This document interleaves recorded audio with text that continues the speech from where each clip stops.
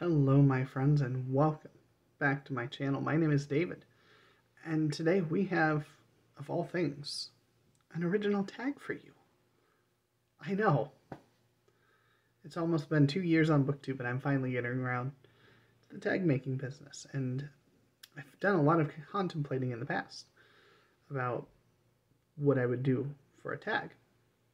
You know, what is one of the qualities of my channel? And today I settled on the extraordinarily average tag, because that is exactly what this channel is. It is absolutely average in every way possible. And to some, like vanilla, that's exactly what you want sometimes. Others might want something a little fancier, with a little more to it. And there are excellent channels out there that provide those kinds of things. So let's get right into the questions. I think I've got a fun mix here. And we're going to kick it off with, what is a book that is viewed as average, but you felt was extraordinary? So in terms of thinking of average, you know, something that was not widely praised at the time, or is not considered in high regard now. Not one of the BookTube darlings, not a highly reviewed, award-winning type of thing. So my pick for this is a book called The Dragon and the Unicorn by an author named A.A. Atanasio.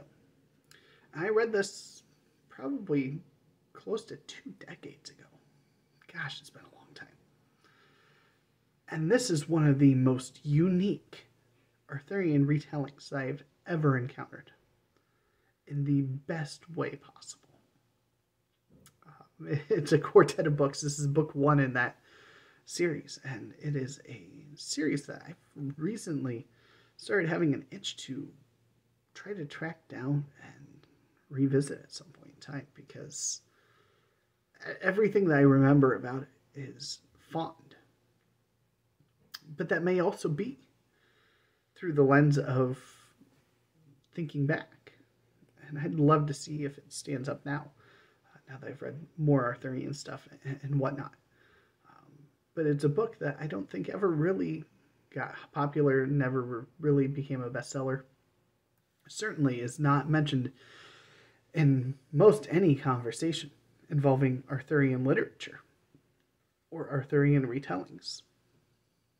And so I thought that probably fit the bill. So question 2 is, who is an author who is viewed as average, but you felt was extraordinary? And again, it can be somebody that currently is underread, underrepresented, or was during their lifetime.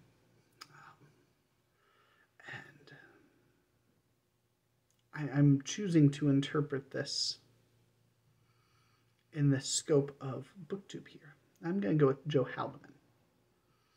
And before you say, but wait, isn't he, grandmaster, award-winning? Yeah. But I'm going to challenge you, other than Steve Donahue, because I'm sure he has. But if you read science fiction, if you say, well, I've read Joe Haldeman, have you read anything outside of the Forever War trilogy? Because I've read a couple so far and absolutely enjoyed them.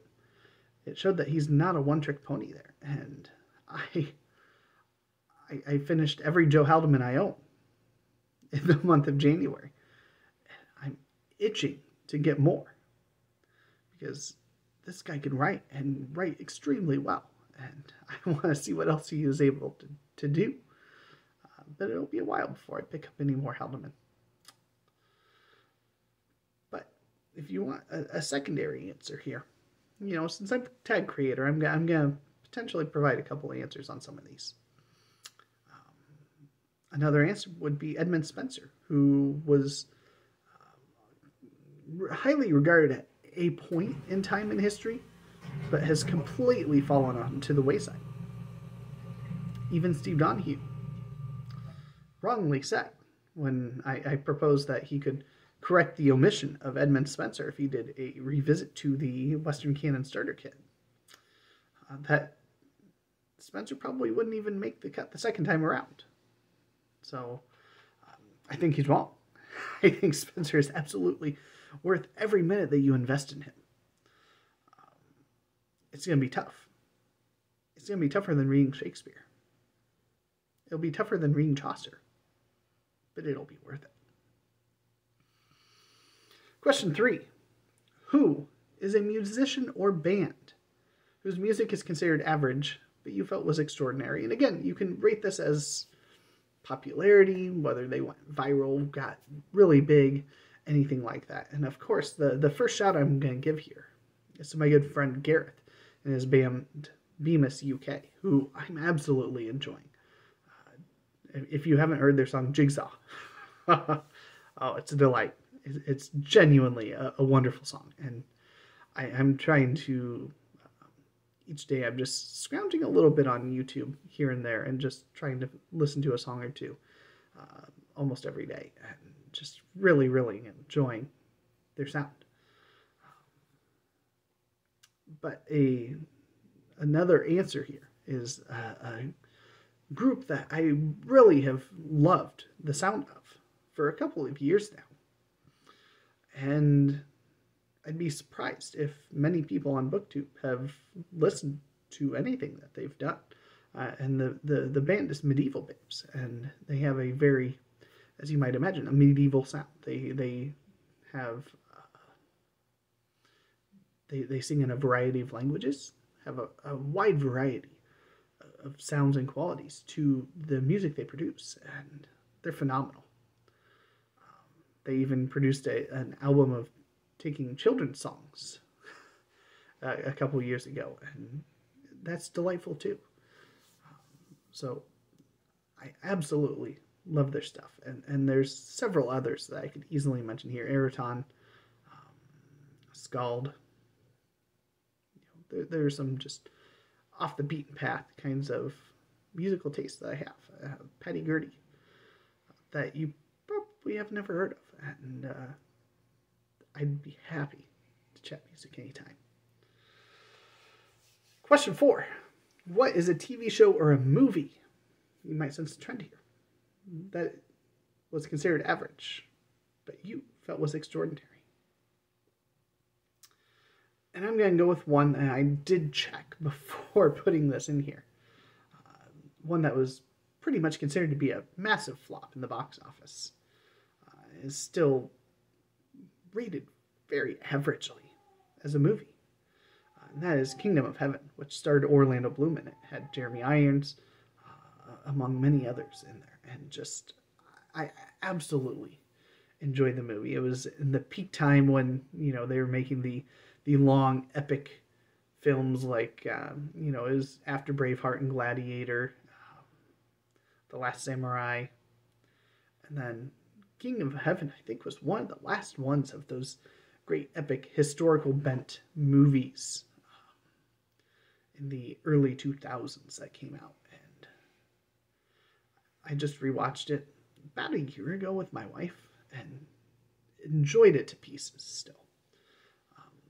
There's a director's cut that recaptures a lot of scenes, because apparently one of the things and one of the reasons that the director accuses it of being a massive flop was the theatrical version got tampered with. They trimmed aggressively here and there and cut out important pieces that made it so it didn't really flow nearly as well. It's set in the Crusades and follows a young blacksmith who goes off and travels to the Holy Land, and it's just got some fun dynamics. You see Saladin. You get to see a leader who is a leper, and just some great moments, great musical score, and one that I really, really enjoy. So, question 5. What is a BookTube channel whose subscriber count is average, but you feel that their content is extraordinary?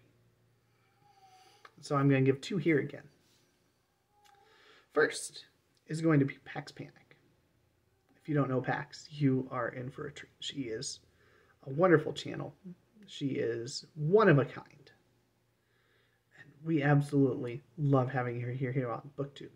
And I don't know if the GoFundMe is still up, but she recently got a cancer diagnosis. And Gareth over at Book Songs and Other Magic, who I mentioned with the music one, he's the guy in Bemis, did a concert in tribute to raise awareness for this GoFundMe. So if that's still up and running, I'll have that link down below along with Pax's channel. And the other one I want to mention here is Liam from Liam's Lyceum, who is the prince of sword and sorcery in this corner of BookTube. So don't let the mighty thews fool you. He is a very, very intelligent, thoughtful, well-read person. Has been doing some poetry videos in other languages, which is absolutely delightful. I love hearing Old English, Middle English, when he dives into those. He's a big Tolkien buff, and just extremely, extremely down-to-earth guy. Trying to be an author, so I was working hard on that, and I just think he's just all around a phenomenal channel. There are probably another 40 channels I could easily put in this as an answer here. Easily. Which is why I always hate these kinds of questions. But I wanted to try to limit it so that everybody else could feel like they could answer freely without being like, well, David already mentioned this person. So I'm trying to hold back intentionally so that you have room for yourself. All right, question 6. What is a skill that you are average in that you'd like to be extraordinary? And I'm going to give 2 here. One is one that I've got a fumbling amount of knowledge base with and have done a little bit with and would love to get better at. And that is being able to read and translate and speak Old English or Old Norse. And the more and more I'm diving into Viking sagas and Viking culture again, the more I think Old Norse might be more of my calling. But either of those, and they're very closely akin, I would really, really enjoy to become more proficient with either of those languages. It just requires time. And BookTube requires that time sometimes. If not for the filming, then definitely for the reading schedules. As you'll find out when I make a February TBR. And it's crazy. But the other thing that I would love to begin to work towards, that I know I'm going to be absolutely average at best when I finally get around to doing this, is bladesmithing. My plan is here in the next month or two to buy a nice little guest forge, just a small one, and a couple of tools. Start hammering out, maybe make a sax. Try my hand at making a couple knives. And a lot of this is inspired by twofold. I've always been interested in blacksmithing, and this is closely akin to that. But also I've been watching a ton of Forged in Fire over the last 6 months. That's the show that my wife and I put on if we don't know what else to watch, just want to kill some time, but don't have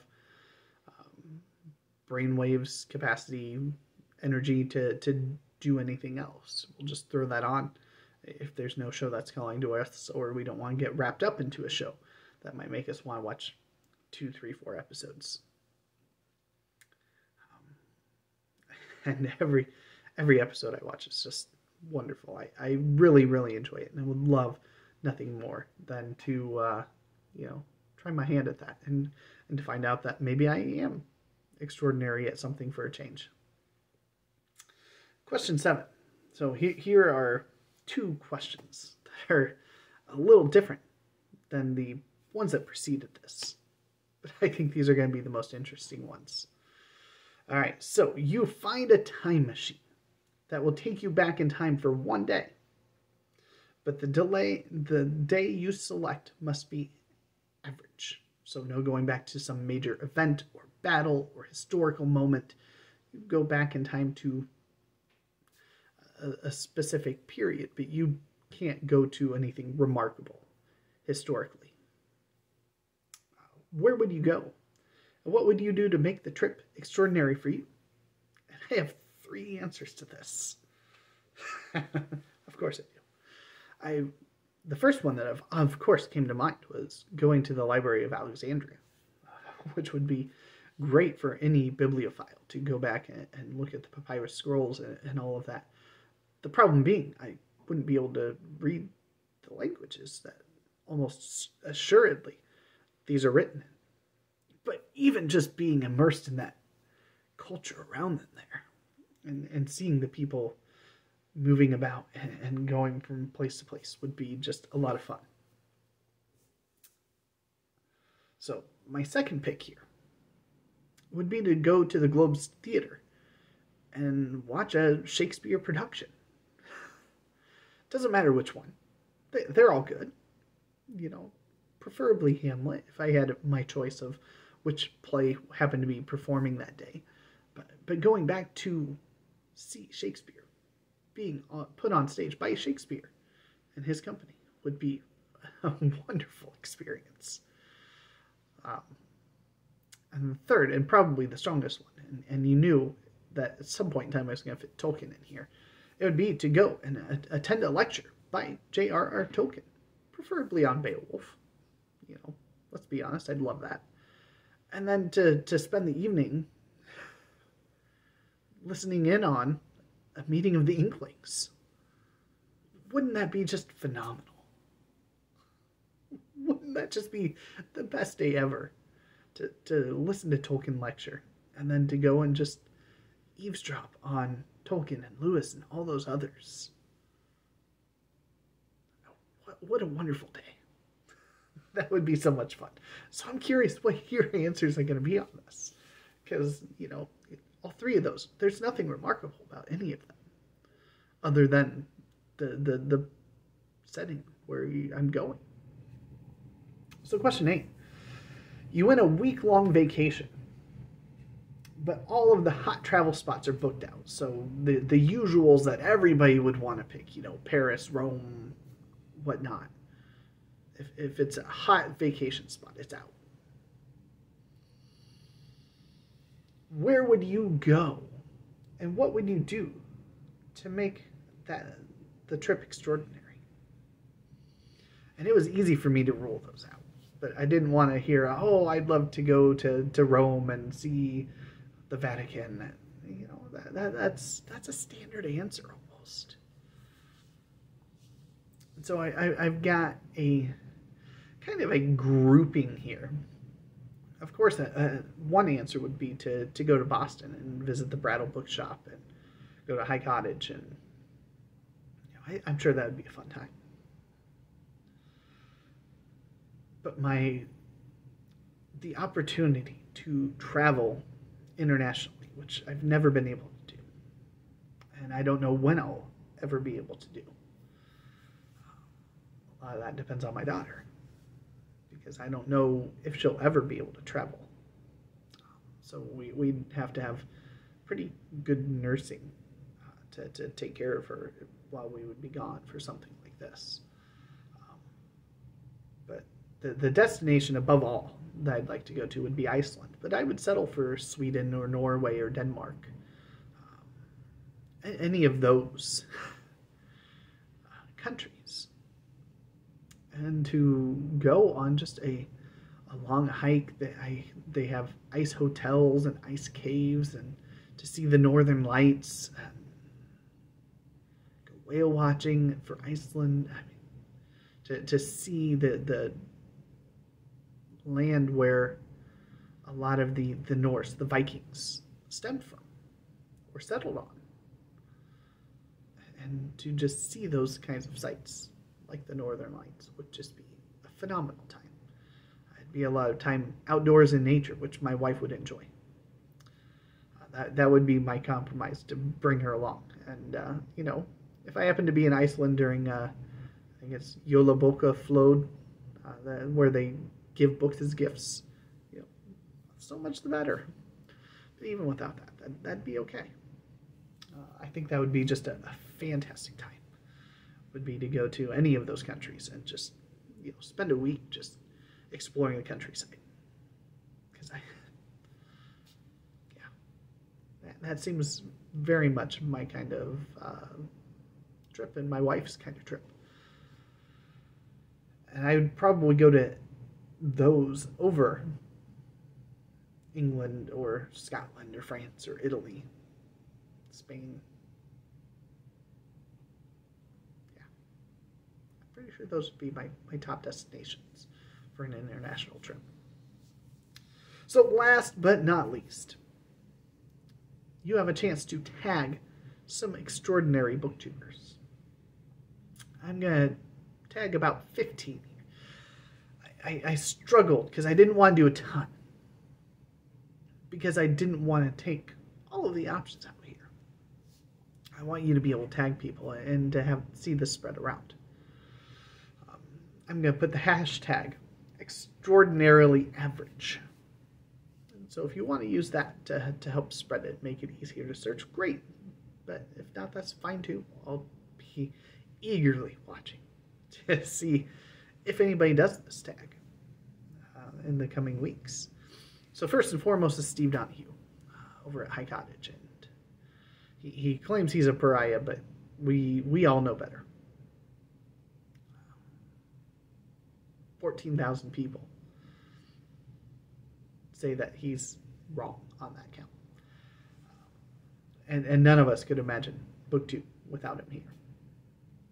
And the same goes for Michael K. Vaughan, who has just exploded in popularity, and it's well-deserved. He deserves another 50,000 subscribers, at least, for the kind of informational content that he just puts up consistently. And his depth of knowledge and his generosity, he's second to none. I'm going to tag Vin from Revenant Reads, who is my fellow Viking and Blade lover. I very much look forward to your answers on this. Tony and or Kate, from An Erudite Adventure. I would love to hear your thoughts. Bad is Rad too. I would love to hear what your thoughts are. Book, Songs, and Other Magic. So Gareth, I'm going to officially tag you here. I would love, love, love to hear your thoughts, particularly on the music question, but on all of them. Rachel at RK Stumbling Bear, Shelley Swearingen, Jack from Spread Book Joy, James Holder, Sandy from Miss Reads a Lot, Joanna, and with a book, Aaron Facer, and John over at Hey Y'all, Listen Up. So there we go. We've got an original tag. It is an extraordinarily average tag. There's nothing special about it. But I'm going to be absolutely curious to hear all of your answers to these, because they're going to be really interesting, and they might lead to some really hidden gems on some of those early questions and some exciting ideas on travel for those later questions. So I'll have the questions down below as well, and thank you all for watching. I hope you have an extraordinary day rather than an average day. Thank you, BookTube.